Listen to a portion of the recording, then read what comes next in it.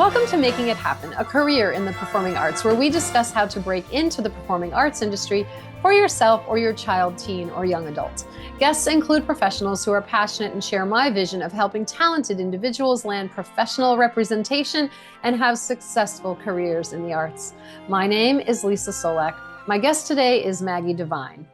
Hi, Maggie. Hi, Leesa. How are you doing? I'm doing so great. Thank you so much for carving out some time to meet with me and talk about all things professional kids and teens, because you've been through it all with your daughter, Lucy, and I'm excited to have you share your story and, how that all came about and, just your journey, because I think it'll be really helpful. And for all the listeners out there, to really learn from your experience with your daughter. I know she's still young, so we'll talk about that as well and where she's headed. But I always like to start kind of way at the beginning. So a lot of parents out there are looking at their kids and they're, saying, "Mom, look at me while I dance on the hearth of the fireplace, or I sing into this fake microphone, or my hairbrush or whatever." And they're trying to figure out what to do. Did it start way back when she was really young? Like, when did you notice there was an affinity for all of this? Well, I think it was more of us and other people, like complete strangers at times, noticing her and walking up to us at a table in the restaurant. No way. She always enjoyed singing. She enjoyed, hopping around the house, but it wasn't like, oh, I have to do these things. But like she had the big blonde curly hair and the big blue eyes. And like literally people would come up, at a restaurant like, "Oh, she's beautiful." And it just got to a point where it was like, we're like, we need to, do something with this because, and then there was the talent there. We could hear the cute voice singing and, we didn't know really at that point because voices aren't developed yet, but, she had a knack. There was. And how old was she at that point? Oh, maybe 4 or 5. Oh, little. Okay. Yeah, so she was little and, and it continued and I did look into, voice lessons somewhere and they said, oh, it would be group voice lessons at that age because of the because they're vocal so cords. little. And, and also too, I had to work within my means because I'm a public educator. So some of these schools, you looked at the prices and I thought, oh my gosh, and plus I have twins. She has a twin brother. So I was like, I don't know that I can do this at this time. Sure. So, we did little things, Y classes and stuff like that. But did you, let me interrupt you for a second. So super young, people are noticing her that are strangers. Did that you said it happened in restaurants. Did it happen? Were you one of those people walking through the mall with your kid in a stroller and people were coming up to you, like that type of thing as well? Yes. Wow. Yep. Were you ever approached by any of those companies that will come up to you in the mall and be like, "Come over here. We want to put your child in, print work or commercial work"? Did that ever happen when she was young? No, that didn't happen. But like we would be at parades and I would notice, the person taking the pictures at the parade, scanning the crowd, they came right over to that stroller or, we're at a Mardi Gras kind of, local Mardi Gras thing. And suddenly, boom, they're putting the beads on her and, hey, may we take her picture?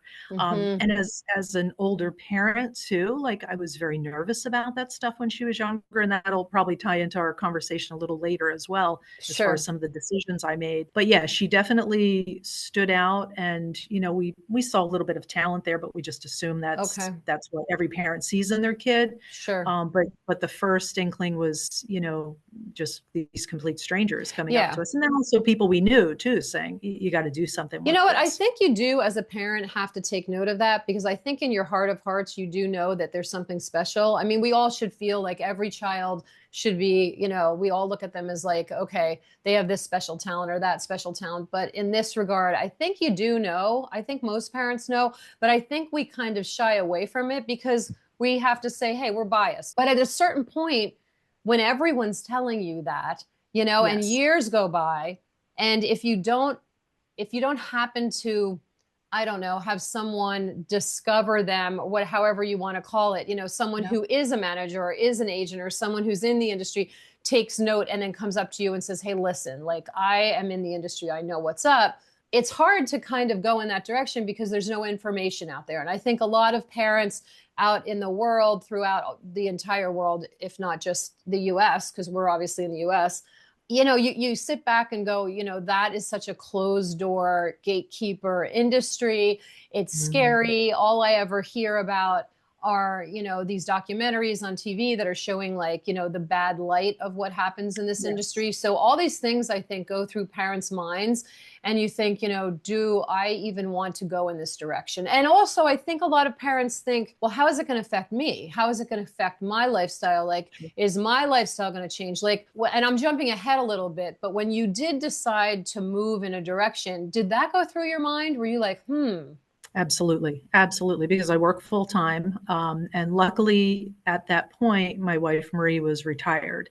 So that truly was a deal breaker. And also with the manager, I think it was somewhat of a deal breaker because her first question to me was, how will you get her into the city? yeah. If you're working full time. And then the minute I Hmm. said, well, the other parent's retired. So I think that definitely helped the case a bit. And it made me, feel like, okay, this is a possibility. Right. Whereas there would be absolutely no way I could take off from work and just, in a Yeah. Run into the 24-hour city for a notice. shoot or a Yeah. call back or whatever it And happens to especially be. when this started, because it was all, in person at Hmm. that point, Hmm. Hmm. where it's a little bit different now and I can manage, I do a lot of the self tapes now, but Sure. Sure. definitely it's definitely a consideration. And there's a financial factor that goes with that. Hmm. You're paying the tolls, you're paying parking, you have to get in there. And oftentimes you may be there only 3 or 4 minutes. You walk in, or 5 minutes tops, and you're out of there. Yeah. So Yeah. a lot of considerations for Yeah. sure. Yeah. Which we'll get into also. Yes, So, definitely. so now she's young. And did you make a decision to say, you know what, there's something there. Let me kind of dabble in some training? Like, was she young when she started any kind of training, or was So it just like, yeah, talk about that. yeah, so we ended up at a birthday party, and another mom came up to me again. She's like, "Oh, she's gorgeous, blah blah blah. Mm, You need to get her." My son just signed on with a manager in New York City, so my ear just perked up, and I'm like, hmm. well, what did that involve?" And she's, "Oh, we got in this line around the corner, and immediately they signed him on the spot." And he's involved in commercials and then some modeling. And I said, "Oh." So she gave me the information and the name, and I just kind of tucked it in the back of my head. And at this point she was 7 years old. So That's I young. ended up, yeah, and within a couple of months from that, we ended up in New York City overnight for my birthday.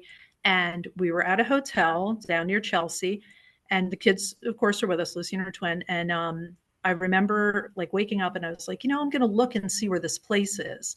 And it ended up being just a couple of blocks from our hotel. So I said, Oh, well, wow. let's take a walk over and just ask questions, because I really don't know what it entails, but let's walk in there and see.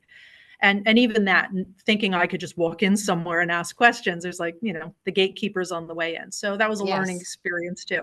But we Yeah. did get to a desk, and they said they no longer had the children's division there. They had closed it out, and the person that was with them had moved on to her into her own business. And they kind of quietly dropped the name of the person in her own business, Mm, even though they weren't supposed to. mm-hmm. And then I looked up where she was, and she was like a block away from some Lego store that we were going to next. So it was like all these things are falling into place. I Mm-hmm. you know I Mm-hmm. like to look at Mm-hmm. that stuff too. So we go over there, and I thought, well, we'll just again walk in there, which we did.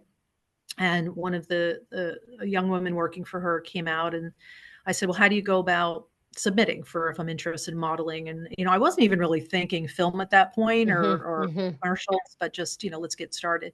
So Right. she said, you just submit via email headshots, and I'll go get you a card with the information. So we're sitting in the lobby waiting, and we're all a mess because we're overnight in the city and the kids have toy bags. And she Mm-hmm. came out and she said she'll see both of them now. So little did I know they were looking through a camera watching in the waiting room, and they see her and her twin brother, who looks completely different with the dark hair like mine, but both, cute little kids. And she pulled them both in, had them both read. Then she pulled me in afterward. And I mean, we were just like, and the kids really didn't even know what we were there for, but like they were Sure. totally game. They just jumped into it, of course. Sure. And they did Sure. really well.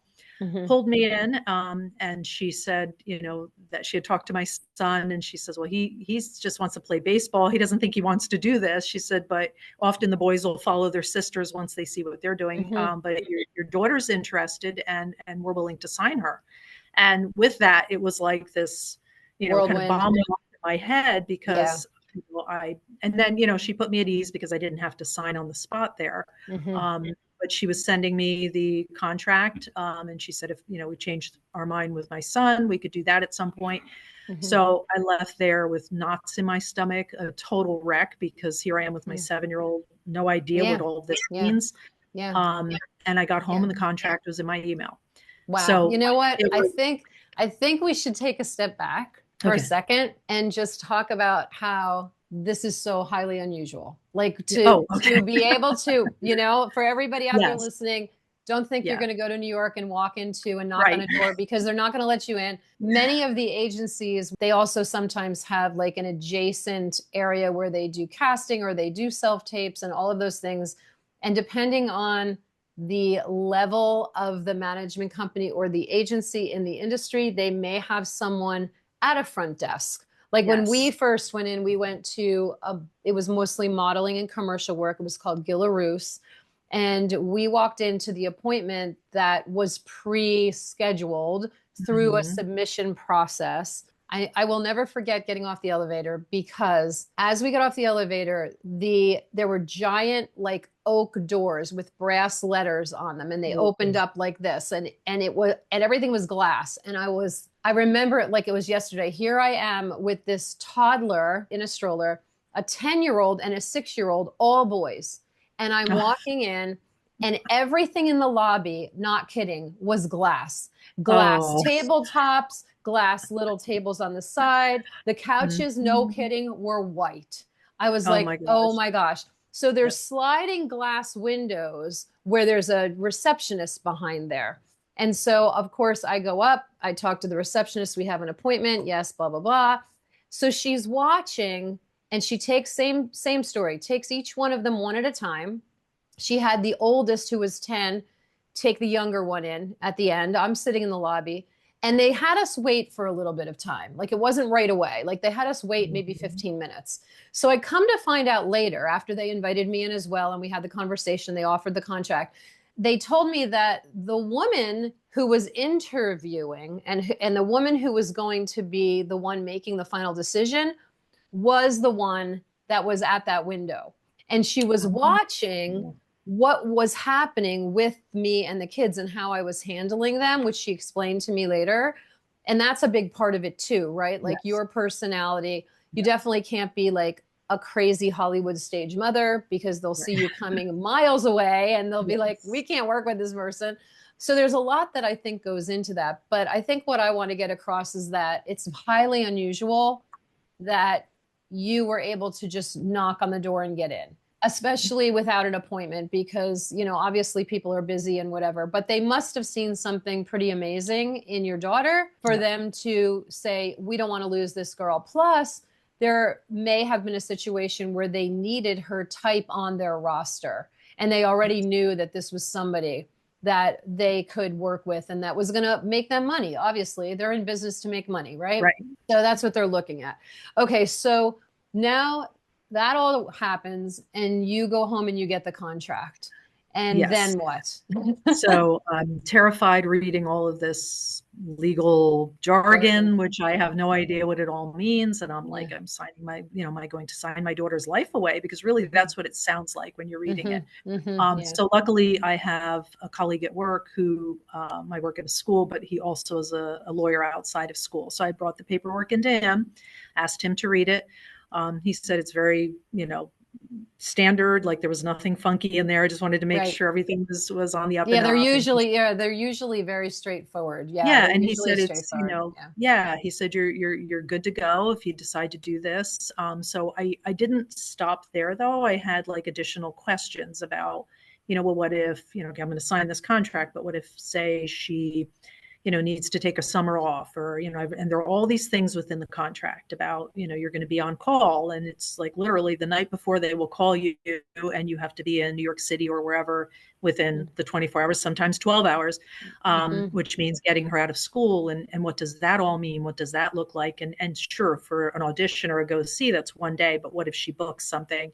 So I had a lot of questions, and, you know, I wasn't shy to pick up the phone and call and ask those questions, and email as well. So I got to a point where I was just like, I got to do it. I can't hesitate. I'll find out. And if it's something that I'm not comfortable with as we're moving forward, or I find that maybe she really, doesn't want to do this, or we put Yeah. her in this situation and it's not working for her, we could always pull her out. Right. And that was the piece that I needed to know. Can I cancel this contract with you if things aren't working out? And, Yeah. and they explained all that to me. So we went ahead and signed.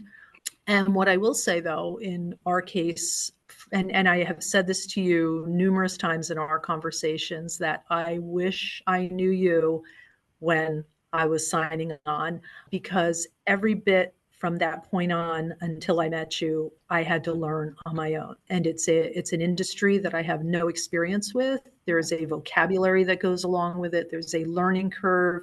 There are things that I truly believe early on that maybe things could have been a little different, and that maybe she would have had more success at getting roles or Right. commercials or what have you, had I know how to do these things. So I just went with what I basically knew, and I waited for them to send me the go sees. And at that point, 7 years old, we were getting go into maybe a Carter's go see, and there's 1,000 children while you're there. And again, this is about almost 10 years ago now, so maybe 8 years ago. So a little different because we're doing all the online stuff. But so that was, learning to get into the city, learning to go in there, what to do when we first walked in. I mean, like the first go see she had, we didn't know because we had never been to one before. So you walk in, and immediately my instinct to learn a space or learn things, I'll watch the other people. What are you doing? Mm-hmm. There's the desk. And, I'm not pushy and aggressive, but I don't hesitate in asking when I don't know something. And that's probably the biggest takeaway that I learned through all of it, learned to ask questions. So and as you said before, who you are as a parent in this industry is really important too, because you can't be up there at that desk. You can't be asking, a million very specific, unrelated questions and ask, wanting additional information than what they're willing to give you. You need to just wait your turn like everyone else, get up You have to, there. yeah, definitely. I think you have to stay in your lane, Yes, exactly. Like exactly. I had one client years ago who said, I did exactly what you said, Leesa. I went there and I had put a lollipop in my mouth and Velcro on my ass. And I Yes. just, made sure my child was safe and protected and was, prepared and whatever. And I did all the things. And, you have to kind of wear beige and blend into the woodwork to a certain degree. But I agree Exactly. with you. I think you also have to ask questions, and you have to make sure that your child is, safe and able to perform appropriately for that audition, to give them an opportunity, obviously. But I think you have to be very careful. I totally agree with you. Like, you can't take this as an opportunity to start asking someone at an audition or at even a booking, like when they're actually on set. You can't be asking the makeup artist all these questions about the industry and how you're going to get your child in the next big Tom Hanks movie. Like you can't Exactly. do that. It's all trial and error, really, unless you have an advocate or you have a mentor or someone helping. Truly. So I totally get it. Truly. And that should be the title of your book that you write, about the lollipop in your mouth and the Velcro on the seat. Yeah, right. There you go. There Yes. you go. I actually took the book. I've been working on a book, for those of you who follow the podcast, for quite some time. And now I'm finally pushing through to kind of get things done. And the problem was there was so much information. So we divided it into 4. So it's 4 separate books. So maybe Nice. I'll do that. Maybe I'll use that title, Maggie. Or a chapter title anyway. There you go. Yeah, I should run all that by you because of what you do in your background. I should send you everything and be like, here, what do you think? I'd be happy to. I'd love it. So you're home with a contract, had these professional people that you knew. You were doing all the right things, to be honest. You were doing all the right things in that regard. I think what happens is it's the day to day, and how do you prep your kid, and what are you doing in the moment? And, when you get the breakdown, how much information were you really given? Can you talk about like the communication between yourself and your manager or agent at the time? Right. So, yeah. And I'm not sure if this is just, standard, how all managers are or not. I did often feel like we didn't get a lot of it. So they'll send the email that has the breakdown in it, and then the attached sides or information of whatever they need you to do. And, sometimes it might be for a voiceover. Sometimes it might be an audition for a commercial. Sometimes it might be just sending headshots in or current pictures. And that's all really clearly explained in there. But there are often times where, and they'll tell you too, if they want it, how they want it filmed, the camera, if you're using your cell phone, they want it horizontal, instead of vertical, maybe from the chest up. There are times where some things are a little vague and I'm not sure. So I'll always shoot an email off. And luckily they're very responsive. There's somebody that will always answer me. Those things happened, a lot more as she was younger. And I had to send into them two headshots for her to have in her portfolio that they share out with, say, a casting director. And I do just want to back up for a moment because we signed on with a manager. So at that time, I wasn't really even sure what the difference was between a manager and an agent, because sometimes we would get an email, and when you have to do something within the audition, there's a part called the slate, and that's where you're introducing yourself. Sometimes they would say, well, your agent is so-and-so for this one. And my head would kind of spin like, well, you're my manager. Why is there an agent? And that stuff was never explained. And I don't know that they have ever actually explained it to me. You did explain it to me, a couple of years ago. But those were the kinds of things that I was always just like, okay, what does that mean? But we just rolled with it anyway and sent in what they needed. So, they'd be very specific. We would, go in and do what was needed. Or then when we started moving to self-taping during COVID, that became very specific about the cameras and all of that. But what I found too, my initial headshots that I sent in for her were pictures that I took at home because I didn't have the money to go out. I looked up some local people that would do headshots, and it was very expensive. And again, as I said, with twins and, I work with people, I teach, I'm not in pharma or anything like that. So things were limited, but I did my own pictures, and then I relied on some friends, and they were good pictures. But it wasn't until years later, meeting you and a couple of conversations that we had and taking your courses, that I really learned about the importance of the assets. And we can talk when you feel that's appropriate to. I can talk about what that means. But those initial investments and those, like if my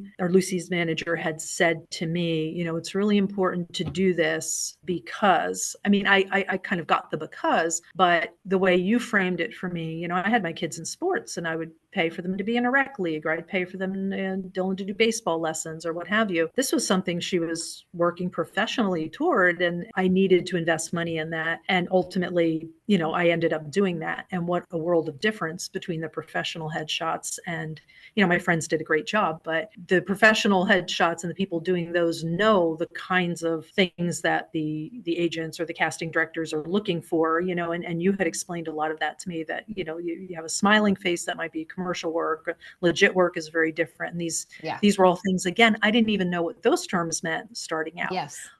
Which so is sad. Yeah. Honestly, I think what happens in the industry is, and I'm going to just take a step back for a second. The agent every day, what is the agent doing? I think you have to understand what they're doing, right? You have to say, okay, they're looking at breakdowns that are coming from casting for the type of characters they need for said project. And then they're trying to match someone on their roster to that breakdown. And then they're trying to get a hold of the parent or send the emails or whatever to get that person to get all the materials, understand what that is that they need to do, and make sure they're going to get that done, and then be doing the submitting. And so when you really look at the course of a day, anybody who's been on a computer or works off their phone or whatever, how many phone calls and how many emails can you send in one day? How many phone calls can you make? And also, if there's questions, casting has to go over that with you if there's any kind of questions that you have. So they're talking to casting. Plus, on the other side of it, they're also handling any contract agreements when people are booking something. And in between that, if you get the call back, if you end up with a director producer session or a chemistry read or whatever's happening throughout that process, they're working on that project with that client. So at the end of the day, it's really hard for agents and managers to take the time to explain all those details. And so what they assume is that you're going to learn it by trial and error. And if you're a person like yourself who seeks out information, asks questions, is appropriate in the moment so you don't get, shunned by somebody on set because you're, one of those mothers, you're getting the information, but you're getting it piecemeal, right? And so, and I want to touch on what you said too about sports. So I always tell people that if your child, my son wanted to play lacrosse, my oldest son, he was very into lacrosse. And when the money I had to spend on the cleats and all the padding and the lacrosse sticks and the balls, the lacrosse, I think they call it a ball, to play, whatever, there was a lot of cost there. hundreds of dollars. And so when you look at that and then you equate it to, like you're mentioning, a headshot, Right. you want to spend that money. But what do we have as an average parent anywhere in the country? You're used to paying for a school picture as the kids are growing, right? And if you're someone who enjoys going to a professional who has the capability of doing a family portrait on the beach or whatever it is, okay, that's a different kind of photo. That's going to cost you more money. But when you're looking at, okay, I have 3 kids at home, I have 2 kids at home, I have 4 kids at home, and I'm going to spend, $500 and upwards for a headshot of one of my kids to maybe book something, I completely understand the mentality. And we can all understand that because we're all in that place. Like, you've got bills to pay and maybe you don't have that disposable income.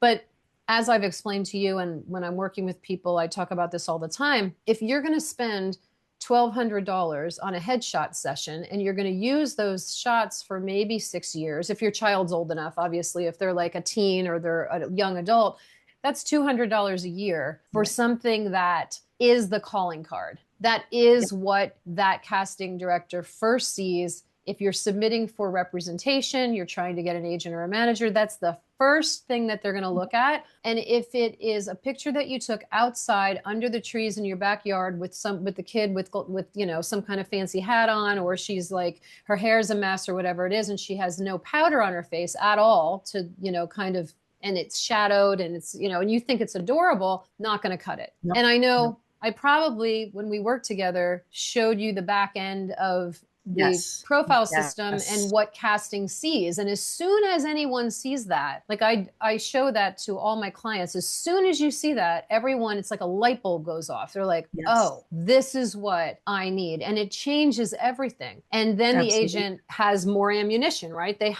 Now they have pictures, and they're like, they're going to be working for your kid. There's going to be more opportunity because they have something more. But sadly, I feel that they don't always have time to explain all of this. Right. And to give you the guidance and the education, and hence the reason I do what I do. So the minute I posted the professional headshots of her, the amount of things she was asked to audition for changed. So I saw that definite immediate connection. There were some things there, but it really changed. If it's okay, I want to just talk quickly about that move into the online platforms. Sure. So for us, I'm not sure what year it was that we were asked to join. I'm pretty sure it was Casting Networks first with her. But as a parent who, again, I'm older, and I kind of avoid the social media because of working in education, all of that. And I was very hesitant and worried about putting her online. I don't let my relatives, when she was little, I didn't let them post things online of her.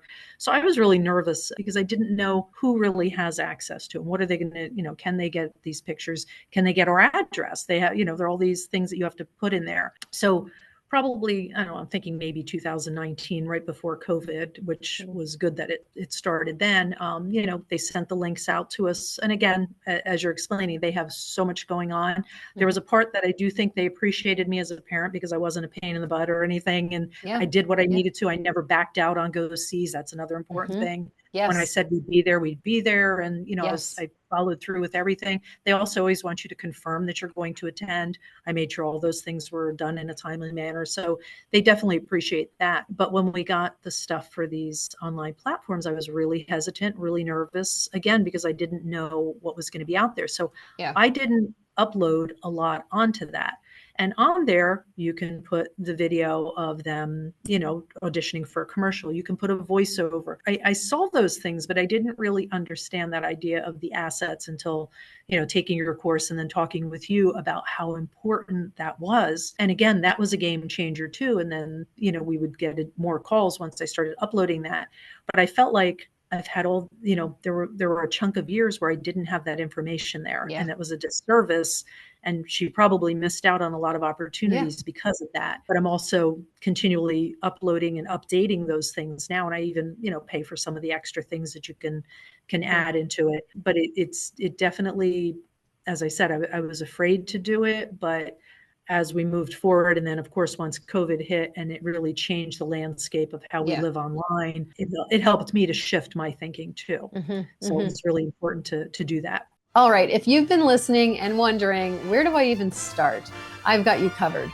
I put together a completely free resource that lays out the exact steps that you need to take to prepare for a professional career in the performing arts. My comprehensive career checklist is designed for parents of young performers and for adult performers looking to break into this industry. This isn't just a generic list. It's a real actionable roadmap that covers everything from getting representation and auditioning to building a professional online presence and submitting self-tapes that stand out. I've worked with Broadway performers, TV and film actors, commercial dancers, and more. This checklist comes straight from years of real-world experience, and it's yours for free. Just go to lbctalent.com and grab your copy. It's the perfect way to make sure you're not missing any critical steps. Seriously, don't skip this. Opportunities come fast and preparation is everything. Head over to lbctalent.com to get your checklist and get started today.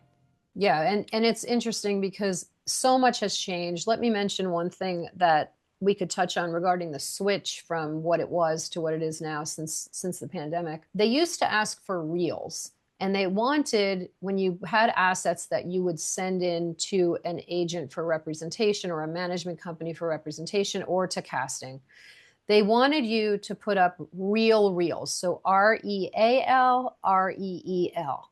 So they wanted real ones. So real ones were from projects.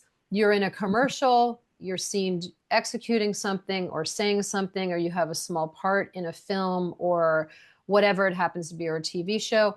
And you edit those pieces together, and then that's your reel. And obviously at the top of the industry, yes, that's happening. There's a reel, your agent has a portfolio or a package that they're gonna present to casting to help to sell you to the projects that they want, they wanna submit you for. But when you're starting out, there's nothing that you have done. And so years ago, I just, with a lot of my clients and within the seminar, because I was doing live seminars at the time before I developed the online courses, because COVID actually pushed me into that, the webinar, doing it as a webinar, doing it and creating the courses. I started telling parents, no, bring them in. We're going to have them sing. I'm going to have them do a piece of a scene, or we're going to do a scene and then pick that best 1 minute. And we're putting that stuff up on the profile systems. We are not going to not put anything up. Like, we're going to do that. And if a casting person doesn't like that, and really when you're starting out, you're looking at low-hanging fruit projects anyway, to try to build their resume to be more palatable for the upper level projects or to be more palatable to get rep. So why not? And so we were doing it years before it became a thing, but I kind of saw the handwriting on the wall prior to the pandemic and thought, you know what, within the next 10 years, I didn't know, before the pandemic hit, this is all going to go to self-tapes. And it's funny because my son, Kurt, when he got involved the second time, he was 15. The second time we got them signed, because we took a break and they were doing sports and training and everything else. And then at 10 and 15, Kurt and Kevin got re-signed. And at that time, the self-tapes were a thing, but Kurt said to me, I'll never forget this.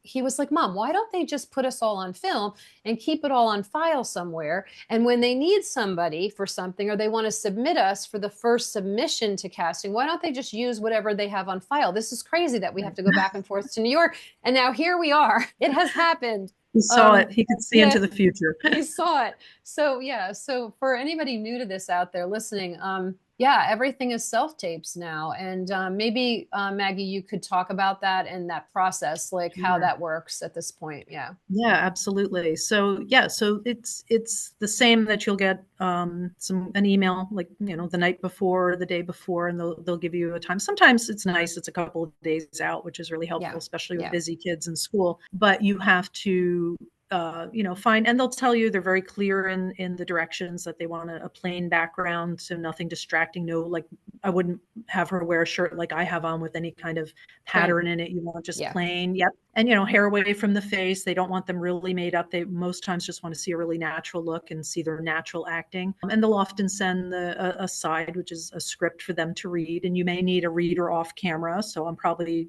out in casting directors' places, my voice with her. And you have to have a setup. So, we live our lives in our house. So we're constantly taking a painting off the wall. And it did my heart good, Leesa. The time we were at your house, I watched you do the same thing. And I was like, oh, okay. I kind of figured that out on my own at home. Yeah.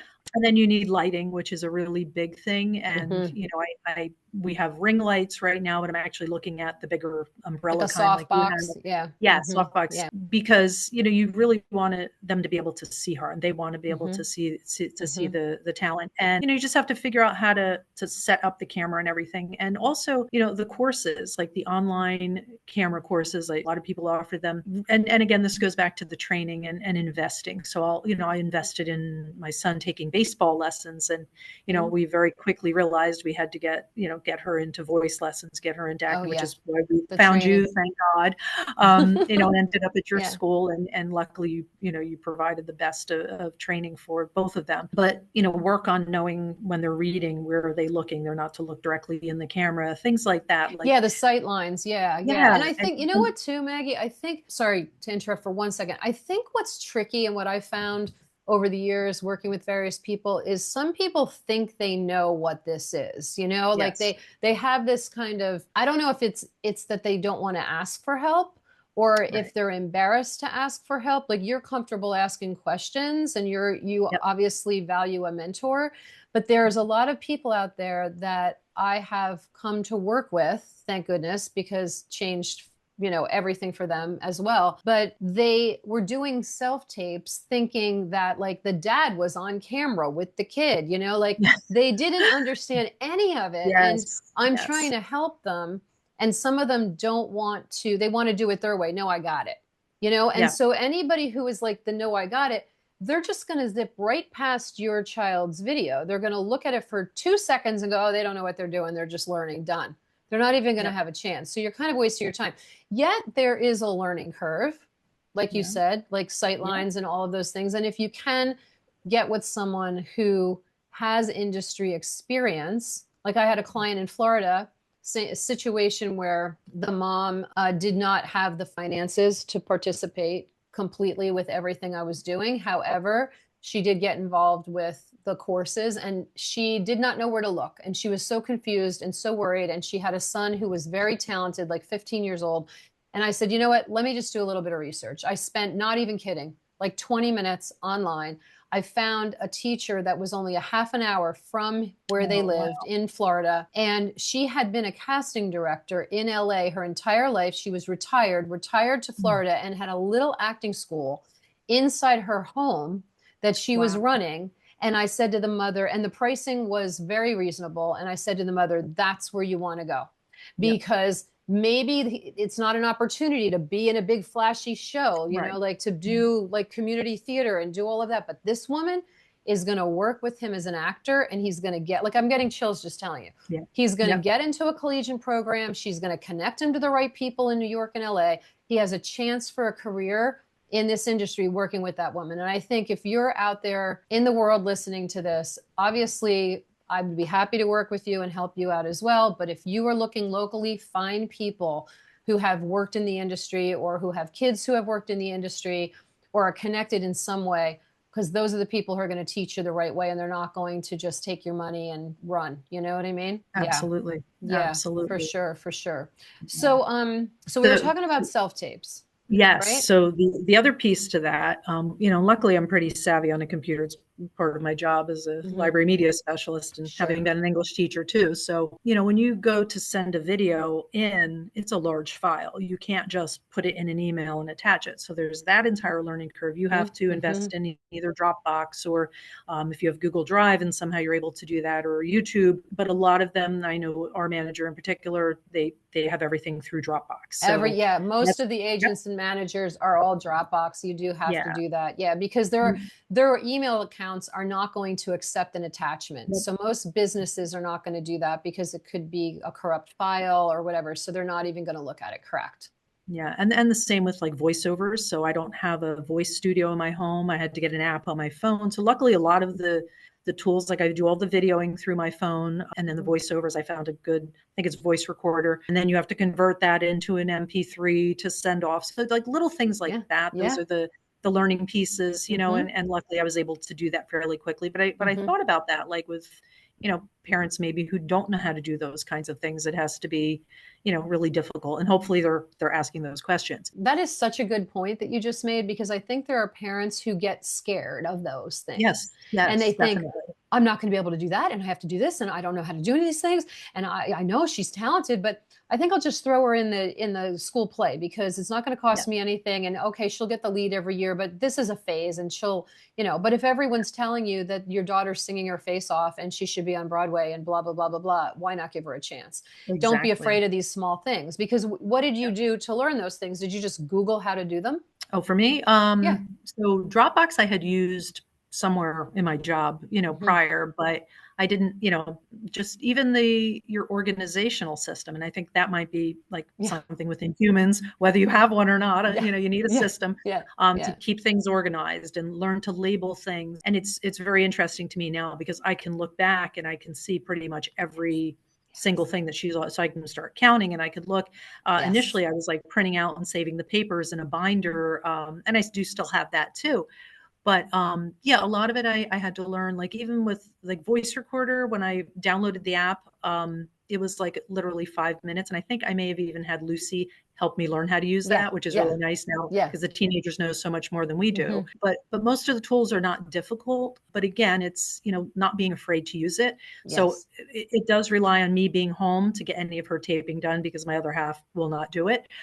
So we make sure that I'm there when it's Mhm. when it's time to happen. The other part is like going on vacation. So with the contract, you have, and this was a scary part going into it because I didn't know, like, oh, you have to be on call 365 days a year. You don't. You can No, no. totally book out. You can tell them, they get to go to their graduation. They can do field day at school. They have Right. special things kids want to do. Yeah. And they do understand that because at the end of the day, they're still kids. So we would go on vacation. And then especially with the self tapes, well, before self tapes, I'd have to book out. We weren't here. We couldn't Yeah. get to New York. But once the self taping started, I was available even when we were on vacation. I would take an O light or a ring light with me, Yeah. and we could do that. You don't also usually receive any feedback from your manager once you submit, or from casting, whoever's looking at when they're sending it in. That's a part that's kind of hard because I may look at it and see her acting, and she may do a similar kind of thing in multiple auditions.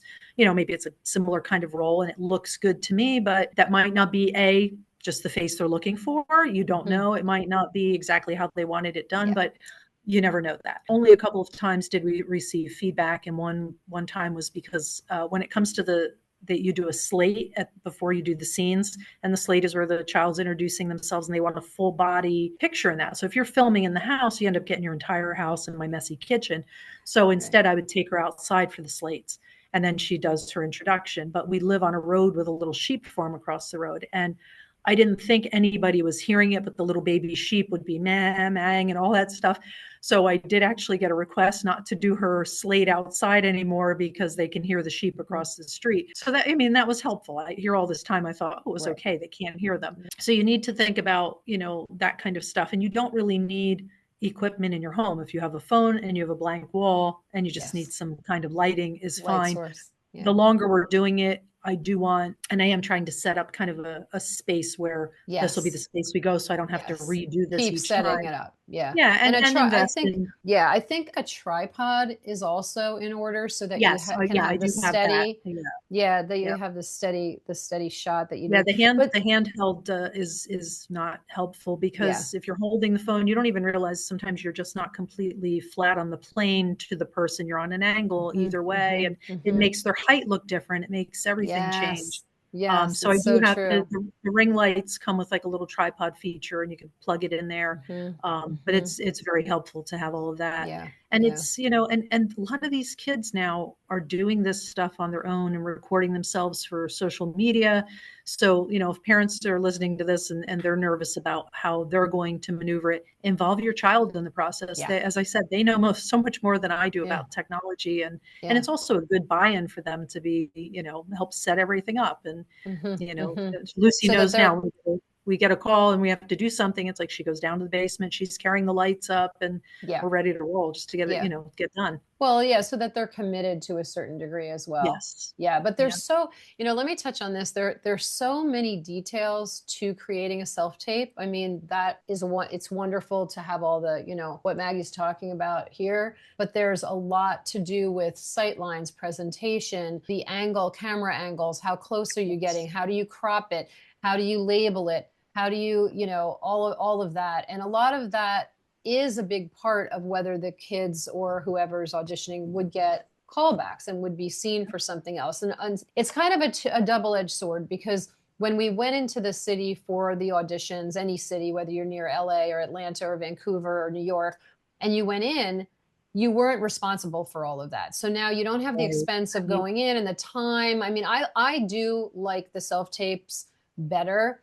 But on the other side of it, what I see is that without like continued training and understanding on how to do that, you're going to get a different quality product that you're Yes. sending in. You want to trim the front and the back of the video so you don't see the person like walking up to shut the camera off or turn it on, or there's so many different little things that you need to do. And certainly if you have, anyone near you that works, that you can find, that works in the industry, that could kind of give you an idea about this. But honestly, with the ability to have sessions on Zoom, I strongly suggest you find people who are going to give you world-class training, because if you're going to spend the time, energy, the money to get the headshots done, do all the things, do it 100%, do it as best as you can based on your financial constraints, your time constraints, if any, and do it right. So why not have one session with someone that might cost a little bit more than what you would consider in your area would be appropriate, because you're in a small bubble kind of thing, wherever you're living, and seek out top world-class people who will give you a 1-hour session, and you'll learn more in that one session than you'll learn from lessons every week on Tuesday at 4:15 from the lady up the street, who says she knows about this, but she's never worked in the industry and has no idea what this is really about. And so just be careful in regard to that. Again, this is what I do. I'm happy to help you, connect you to the right people for training, for all the things that you need to do. But it's important that, especially if your child has a lot of talent, has an affinity for this, is the best one at their school, is the best one in the high school musical, in the, one of the best performers on the stage at your, I don't know, your community theater, you definitely want to do it right the first time and ask all the questions and find the right people, as per what Maggie's saying as well. Let's pivot to, there's a sibling at home, right? Yes. And there's a lot of parents that I talk to and clients that I've had over the years who, some have an easy time of dealing with the situation between the professional child versus the other children at home. Others have more conflict that happens, and it's a difficult situation. Like, how did you balance that? Because you had the twin Dylan at home, and Lucy you were running with Lucy. So how did you make that work out? Like, was there any jealousy? Was there any issue? How did that kind of all work out for you? I listened to what the manager had said to us about, oftentimes the brothers will become interested after they see what the sister's doing. So he was somewhat intrigued by what she was doing. He was still doing sports at that point, and then he got involved in the school shows, and then he got involved in your programs as well. And he thoroughly enjoyed it. And there was a point during COVID where they were sending out a lot with like auditions of real families or real siblings. So, and not just, we were offered it because she was within their organization, but they would say, oh, the twin brother and sister, have them audition. So they created actually a portfolio page for him for a while. And he was beside himself. Like, wow. And we have access to that. We can see her portfolio on their site. So I was able to show him as well too. So that was during COVID, and and he auditioned for a few things with her, and then a couple by himself. And then they've said too, when you're ready, let us know. We'll, after those couple of auditions, they said we can have him come on, do a reading again, what have you. And funny, I did just have him get some headshots, a couple of months ago reintroduce him to all of it. But he was very cool with all of it with her. It was kind of like her thing, but he also knew that, and he's a handsome boy, and, people will comment on how he looks, but and there was a big call for boys around that time as well. So that's why they were like, oh, send, we'll create a portfolio page for him. Yeah. I do every year because of so we're in New Jersey. I do get both of them a New York work permit. Child's work permit. You have to have that and have that updated. So I have one for him in the event that they ever need him for something. And that's, again, that was a learning curve. I'm like, okay, what is this thing? Yeah. And you have to take papers to your doctor, to your school, all of that, just saying that they're in good academic standing. So I take care of that each year. And again, those are the little things too, that the manager or the agent, I think, appreciate, that they don't have to remind me to do that every year. I'm on it, it's ready to go. And I'm sure they're playing catch up because I see the emails they send out in mass to everybody. So I can imagine, though, that, it could be difficult if you have, multiple children and one is doing this and maybe others are interested, but they're not getting called. And, I'm sure that's. It's something that you have to kind of juggle. On the note, I'm glad you mentioned the permits. On the note with that, at this point in time, there are the majority of projects that are posted. They will not consider your child unless the work permit number is listed on their profile. Because the permit itself, as you said, ensures that they are academically sound and that the parent is, educating them, as well as that they're healthy enough based on the doctor signing off. That's so important for safety purposes, right? And then there's the other thing too. I don't know if you want to mention about like the Jackie Coogan laws and what goes on with that, how you have to put away a certain percentage of the money that they make. Do you want to talk about that, or do you want me to mention it? You basically have to have the child, I guess, the trust account, right? Is that what it's called? I always forget the name of it. It's a trust, So, and you have to guarantee that you're putting, I think, is it 15%? No, I'm forgetting. 15% of whatever they make in there. And that guarantees that money is there for them, when they turn 18 and they can access that money. So I did, and again, with that, I didn't know, like, I thought I had to put, I know it said the 15%, but I was like, okay, well, they made this money, or Lucy made this money, so I'm going to put it in her bank account. I put all of it in there, but not thinking like, okay, I only need to really have 15% there for her. I could be using this for her voice lessons. I could be using this for other things, and then it's just, again, it's that learning curve. Like, I wanted to make sure I was doing everything correctly and not, compromising anything. So but you have to get a bank account set up too. You have to show proof of that. So there are a lot of steps when you sign the initial contract of what you have to go through. And it is, pretty much set up for you, tells you exactly what you have to it's not hard to do. It just takes a little bit of time, you know, because that 15%, I mean, it's going in a locked trust. And yes, they get it when they're 18.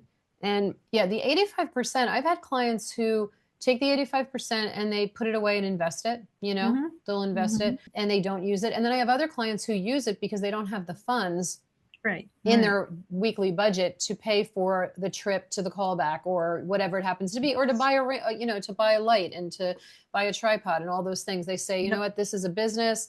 And they teach the kids. I've had clients who are very well educated who also teach the children, okay, this is a business and this is how we're going to, spend your money. And then there's going to be a little surplus and I'll allow you to purchase something with some of that money. And they actually do a very formal thing with the kids. And other people look at it as this is an extracurricular activity that they're doing. It's very similar to that. And it just happens to have some icing on the cake that they get paid if they book something, because, everybody handles it differently. But and I think some people I don't think everybody, did you put the 100% into the locked trust? I did. Oh, you did? Okay. All right. I mean, I wasn't thinking initially, but but you know what? If you have the money to still be able to make it work and all that money's in there for her, like, that's amazing. She recently too, now that she's turning 15 this week, she's looking at a summer job, right? So I thought, oh, this is great. So we're at the application phase and she's like, oh, I have no experience, and I'm sitting there for a second. And then it just like, I said, well, you've been working since you were 7. So even with college applications, all of this, I talked to her about, you've already started building your resume for college. You started building your resume for any future employment. I mean, this shows, and then she also had volunteered at a horse barn and done some work too. So, I said, and then the funny thing was being nervous to go in for an interview for, say, Yeah. McDonald's or something. I'm like, Yeah. you're dealing with New York, agents and casting Yes. directors, and Yes. like, this will be Yes. nothing for you. Yes, exactly. But yeah, it definitely, and I'm like, I don't know, that kind of the antithesis of like things that are showy and all of that, right? So initially signing her on, one of the big things for me wasn't so much about like having my child seen, and granted, everybody was saying she was beautiful, and I thought so too. Right. But I really wanted her to be doing something that also would help build her confidence, and not in a way where, oh, look at me, I'm the best, but that she was actually doing work towards something. And it was a way to start at a young age. And it truly did. And it also really helps kids with, I believe, I mean, there may be other kids, but not my kid. My kid really learned to deal with disappointment at a young age, because how many of the things you audition, like I said, I have a binder this thick, and the amount of Yeah. work she's done is Yes. only this thick. Yes. You audition for something, or you go into a go see, and you never hear a word, and you put all that work into this Hmm. 5-minute thing, and then Hmm. it's over. And in the beginning, yes, there was definitely a little disappointment, like, oh, I didn't get that. Now, like, she doesn't even think about asking for it. So funny story, she had auditioned for something, and we're leaving to go, away for a 4-day weekend, and we're driving, and the callback date was like the next day. So I don't know. I didn't think too much about it. And it was in New York, and we weren't going to be too far away. But as we're driving, all of a sudden I get the email that she got called back and had to be in the city the next day. So we had to cancel the Yeah. first day of the trip, turn around, Yeah. go home, Hmm. get into New York City for 2 o'clock the next day, and then Yeah. be on our way for vacation. And Yeah. it throws a wrench into things, and they inevitably come at the most bizarre times sometimes. Yeah. But you Yeah. just learn to kind of, you Yeah. adapt, and Yeah. you get through Yeah. it, and it's just a part of the process. But it's definitely a Yeah. learning process. It's a growing process. I see the confidence that she has, and what she has, her ability to get up in front of people, her ability to Absolutely. talk to people. It Absolutely. definitely has added to that. So Yeah. it's a really great thing. Interesting. Yeah. What you say about having them start earlier, I believe it changes everything with their trajectory, not Yeah. just in the industry. If that's the direction they want to go in, I believe that it helps tremendously for them to start early, but for them to be able to speak to adults, handle themselves appropriately, like you said, deal with rejection, which really, in the big scheme of things, I love your story because that happens to quite a few people, but where something gets kind of shifted, which can be Yep. exciting. If you look at it Mhm. that way, Yeah. it's exciting because, oh my gosh, you have a callback or you have a booking or whatever. But I think you have to love the process of Yes. this. And I think you do become, in the beginning, it seems like it's a lot, but once you get into a groove with it, like you were Yep. saying about doing the self tapes and having her engaged in that process and knowing what to do and all of that, it becomes just part of your life, like anything else. Yes. Like if she was a cheerleader and she had to go to practice every day and go to games and do all these things, like whatever, it's not, I don't think it's any different from that. No. I think No. some people put more value on it because they want their children to be seen or to become a Yes. star, but that's not really what this is, really, when you Right. think about it, right? It Exactly. gives them a different way. I think they carry themselves differently. I think they appreciate because they're having to work with lots of different people of different like backgrounds and types. And I think it makes them more worldly and they Absolutely. understand business and industry. And I don't want to say that the seriousness of life in an adult world because it's not Yeah. really that because they're treated at the top of the industry. They're treated with respect, very kindly, like they're treated it in a way that's going to increase their self-esteem, increase their confidence level. All of that enters into this. And I don't know, I think it definitely changes what their capabilities are going to be as an adult. And I think they're way ahead of their counterparts in high school as well as in the collegiate space if they do it when they're young. I mean, I can see it in Lucy, because for everybody listening, I work with Lucy to this day. And so, I can see the progress and, where she came from just in this Yep. amount of time and how she excels in everything she does because of Right. not only that, but obviously the way you've brought up the kids is going to be in a more positive, light. And you have that, you're the way of like organizing everything and seeing everything with the glass half full and all of that. And that makes a big difference as well. But I really think that being involved in this space changes everything for them as adults. I just really do. Okay, so last question, because I know it's getting late. What do you see in her future? Like, does she talk about staying in the industry, or is it something that she isn't interested in at this time? I mean, she's still young. She's got a year or two before she's going to be out of high school. You know, there's people that I have had whose children did it from 9 to 13 and were able to reap the harvest of all of that, and also feel that they got all of that experience and exposure and are a different type of person as an adult because of it. And others who stay in it through their adulthood. Like, what is the plan? Like, is there a plan, or you're still kind of just doing it for fun and just waiting to see? Like, kind of talk about that a bit.